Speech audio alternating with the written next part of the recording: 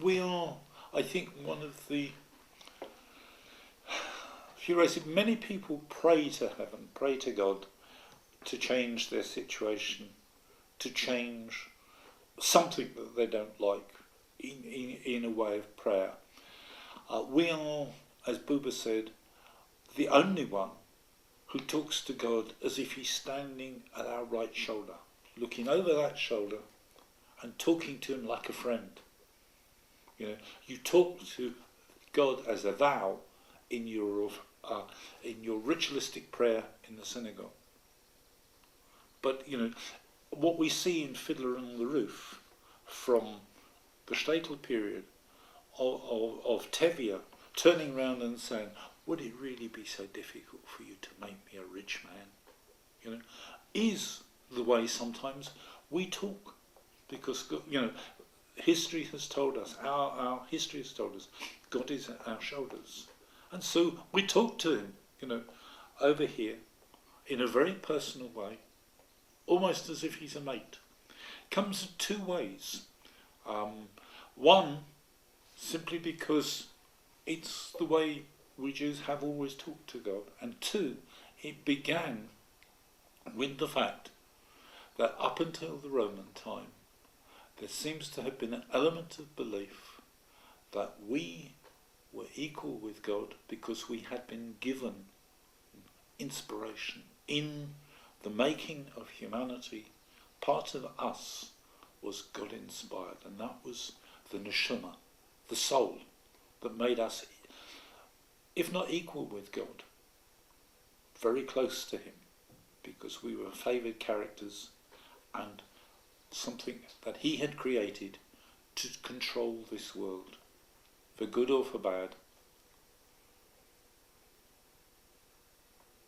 One of the traditions that I'm aware of from my days as a child is when a child or somebody is frightened, and they would take, one of the older members of the community would take Shabbos candle, light it, and allow the wax to drip into a bowl of water.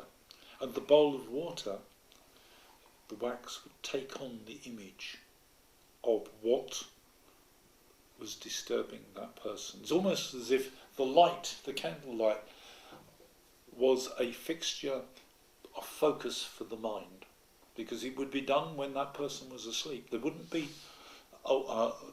woken. It would just be held. The bowl of water would be held over their heads when they were sleeping, and the candle above the bowl would be allowed to run in that.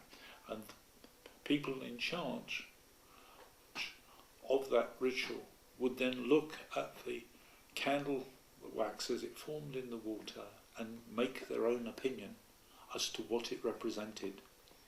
Whether or not it actually put a mind at rest, I could not tell you.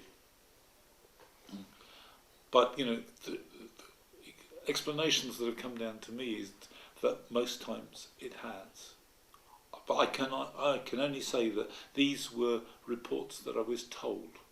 I've not actually seen this particular ritual done. There are rituals that are very similar, which is, if you like, things like Shlogan Kapurus, which is part of the fringes of the religion, which is the scapegoat ritual, in which economics has lent a hand over the years, because what you have is the original ritual was the episode in the Chumash of the scapegoat in the desert. Then, of course, as we moved into Europe, economics played a hand, and if you had a goat, you didn't particularly want to sacrifice it in that way. So if you had a couple of chickens, one of them would go spare, and you would begin to sacrifice the chicken. But the qualification behind the sacrifice of the chicken was that you were also willing to swallow your pride, and what you would get was the ritual of the chicken being waved again round the head of the person who you wished to take up their sins onto the chicken. like with sin eating, the chicken waved around the head would be, a prayer would be said, the sins would be translated from that person onto the chicken. Then the chicken would be taken to the local kosher butchers and slaughtered. Half you would give to charity, half you would eat yourself to prove that you could swallow your pride.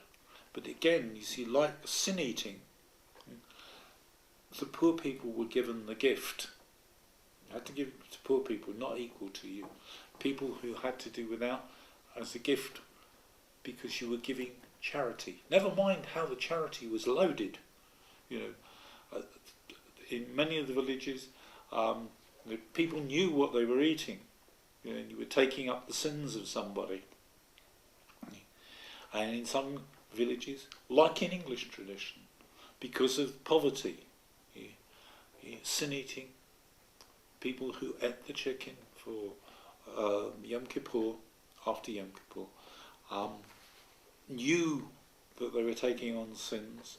And I often wonder what it was like to be the last person in that family line and know that you, for generations, you have got on your shoulders the generations of sins that have come down, and psychologically whether or not that affected people.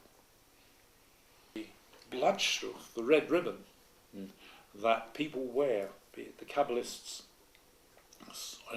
seems to have come in origin from our existence and our fights with the Canaanites, and particularly the tribe that are mentioned in the Chumash, which is the Amalekites.